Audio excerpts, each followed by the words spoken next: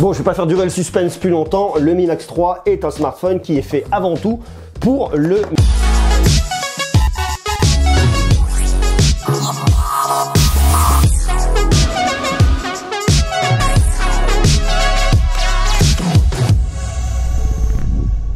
Aujourd'hui, nouveau colis. Pourquoi ils nous font des colis difficiles à ouvrir? Vache. Vache. Ah, regardez. Nouveau smartphone de Caterpillar, le S61. Donc ce qu'on va faire d'ici quelques jours, c'est qu'on va le tester, on va regarder un peu ce qu'on peut faire avec. Et notamment, il y a une caméra thermique. Donc franchement, il y a vraiment des applications super sympas à voir là-dessus. Bon, aujourd'hui, on a le choix. On va pouvoir tester plusieurs produits. On va choisir ensemble. Bon, celui-là, il vient d'arriver. On va se laisser le temps de l'ouvrir, de le tester tranquillement. Donc je le ferai un peu plus tard. On va donc choisir aujourd'hui ce qu'on va tester. Qu'est-ce qu'on a en smartphone de côté? On a celui-là, le Jelly. On a des smartphones les plus petits qui existent. Bon, pas forcément aujourd'hui.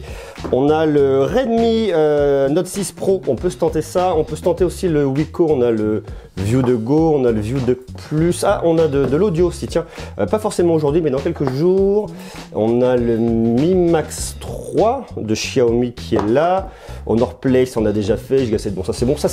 Alors ça c'est pour la sécurité du studio. Il faut que j'installe très rapidement parce qu'il y a tout le matos qu'il y a là. On a le Realme 2 à tester. On a ça à tester aussi. Il faut vraiment que je m'en occupe. C'est le Z2 Pro du Midi J. Ah oui, tiens, on a ça qu'on n'a toujours pas fait aussi. L'Amazon Echo. Il va falloir qu'on s'en occupe de ça aussi très rapidement. Plouf plouf, ça sera toi. Allez, toi. On va commencer par lui aujourd'hui. Il y a aussi plein d'autres produits qui vont arriver d'ici quelques jours. Il y a aussi des ordis de Dell là, juste là. 2 XPS, un OLED, un LCD. Donc ça, on va le tester dans quelques jours, tranquillement, le temps que je les prenne bien en main. Donc dites-moi ce que vous voulez qu'on teste dans les jours qui viennent. Comme ça, au moins, je me ferai une idée et puis on pourra avancer plus rapidement. Voilà, pour vous faire plaisir. Donc aujourd'hui, on va se checker le Mi Max 3. Bon, je vais pas faire durer le suspense plus longtemps. Le Mi Max 3 est un smartphone qui est fait avant tout pour le multimédia. Ça, au moins, ça a le mérite d'être clair. Tout simplement parce que vous avez un énorme écran dessus de quasiment 7 pouces. Si vous voulez tout savoir, voilà, vous avez mes notes. Je vous laisse lire, voilà, donc la Mi Max 3, le prix, les infos. Voilà, si maintenant les hiéroglyphes c'est pas trop fait pour vous, on va carrément en parler directement comme ça sera beaucoup plus simple. Alors le Mi Max 3, je vous dis, il a vraiment super intérêt, c'est son écran. C'est pas le smartphone le plus puissant du marché. On n'a pas un SoC complètement dingue, on a un Snapdragon 136 octa-core cadencé jusqu'à 1,8 GHz. Bon, je vais vous passer le côté un peu technique parce que c'est hyper rébarbatif, mais ce qu'il faut retenir, c'est que c'est pas une bête de compète. C'est pas le smartphone qui va être le plus rapide, le plus performant. Par contre, il a un vrai intérêt. Vous le trouverez entre 259 et 299 €, mais surtout, il a un écran de 6,9 pouces avec une résolution de 2160 par 1080 pixels, ratio 18/9. C'est une dalle IPS, c'est du LCD, mais par contre, ça marche extrêmement bien et c'est tout l'intérêt de ce produit. Il est complètement idéal pour regarder des vidéos sur YouTube.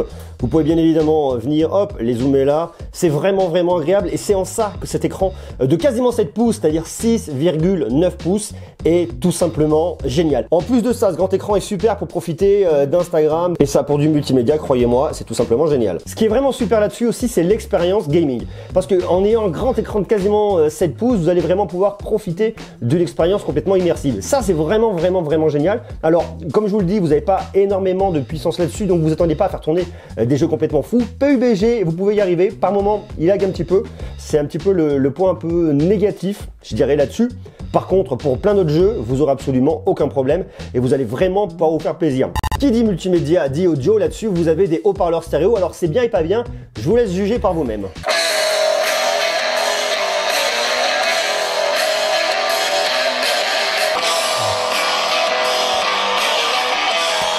Alors, haut-parleur stéréo, c'est un appareil qu'on nous vend pour du multimédia, donc ils ont forcément mis des haut-parleurs stéréo. On se dit, cool, l'expérience est bien. Alors, l'expérience est bien, on va pas se mentir, l'expérience est bien. Par contre, pour moi, on a une expérience de haut-parleur mono là-dessus. Je vous explique, parce que vous avez ici un haut-parleur qui se situe juste là. Ici, vous avez deuxième haut-parleur qui est là, ce qu'on trouve un peu classiquement sur les smartphones qui ont des haut-parleurs stéréo.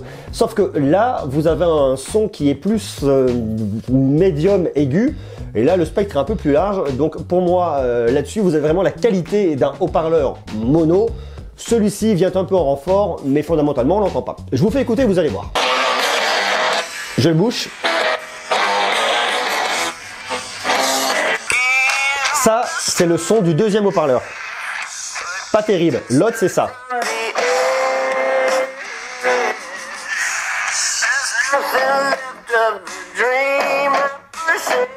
Vous voyez le truc?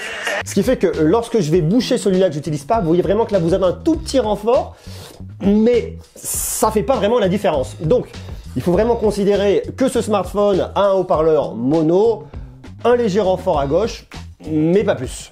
Qui dit expérience multimédia, dit audio, dit aussi audio au casque. On a ici une prise jack, on va voir ce que ça dit, et on va regarder si au final l'expérience audio là-dessus, à la prise jack, est intéressante, oui ou non, si ça le fait, si ça le fait pas. Ça marche très bien.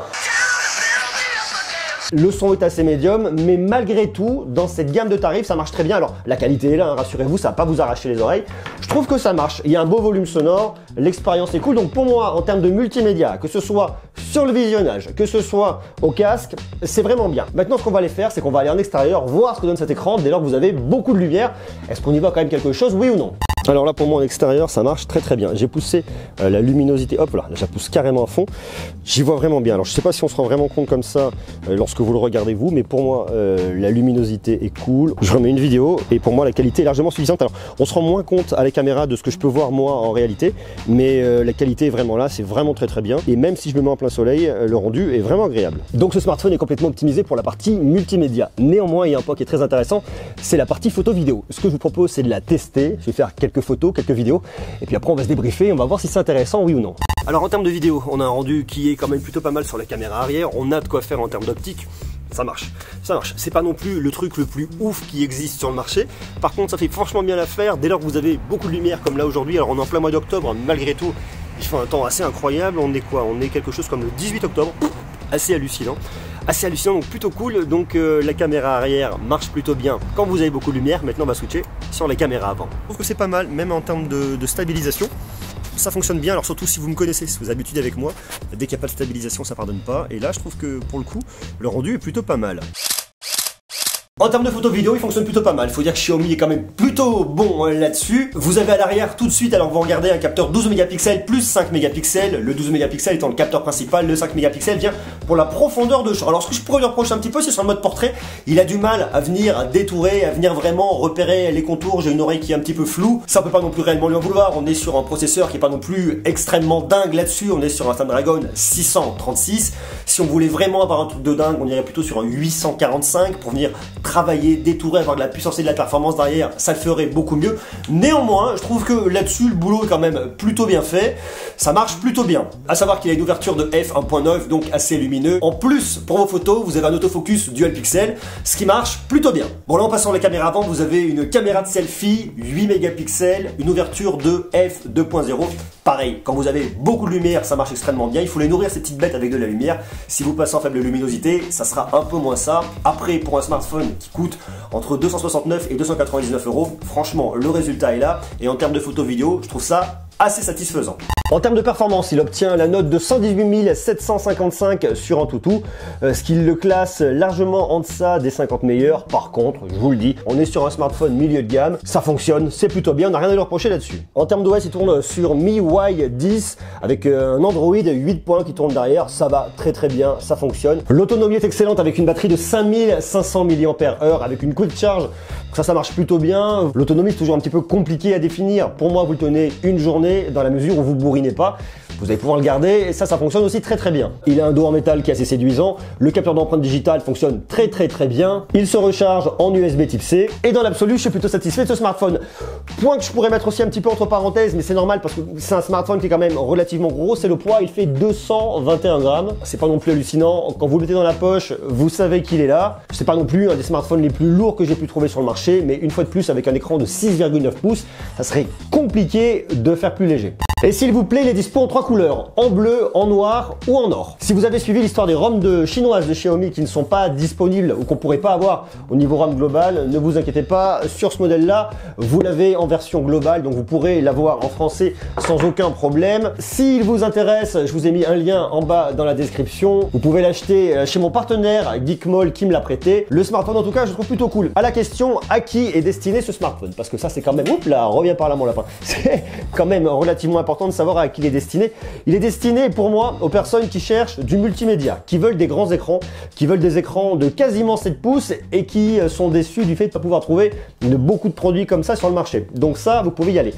Il est aussi destiné aux personnes qui ont des grandes mains, ce qui n'est absolument pas mon cas, pour pouvoir effectivement le tenir à une main, pour pouvoir taper tous vos messages assez facilement. Alors attention, des smartphones de cette taille ne sont pas faits pour être utilisés à une seule main. Vous risquez, lorsque vous allez chercher des lettres un peu plus lointaines, de le faire tomber. Je vous conseille vraiment de l'utiliser à deux mains pour pouvoir vraiment écrire ce que vous voulez. Et là, comme ça, vous êtes plutôt tranquille et c'est même plutôt facile pour envoyer vos messages. Pour résumer, je suis satisfait de ce Mi Max 3. Je le trouve vraiment très bien au niveau de l'écran pour le multimédia. C'est vraiment hyper agréable. Le son fonctionne bien, mais partez plutôt sur l'idée d'un haut-parleur mono qu'un haut-parleur stéréo au casque. Ça va très bien. Pour des jeux, des applications pas trop gourmandes, pour faire tourner tout ce que vous voulez dessus, ça ira. Et surtout, il a un tarif qui est vraiment canon entre 269 et 299 €. Donc s'il vous intéresse, je vous ai mis un lien en bas dans la description. Dites-moi vous ce que vous en pensez. Est-ce qu'un smartphone comme le Mi Max 3 pourrait vous tenter? Et dites-moi également si des smartphones avec des grands écrans de quasiment 7 pouces, voire 7 et plus si affinité, pourrez vous tenter. Vous me marquez tout ça, je vous invite bien évidemment à rester connecté. Comme je vous le dis, il y a plein d'autres produits à tester, donc ça c'est super cool. On va se faire plaisir, des surprises, des nouveautés, des exclus, pas mal de choses qui arrivent très rapidement, j'en dis pas plus. On va faire un test un peu en avant-première sur un smartphone, mais je ne t'ai, j'en dis pas plus. Soyez sages, je vous embrasse et à très bientôt. Ciao.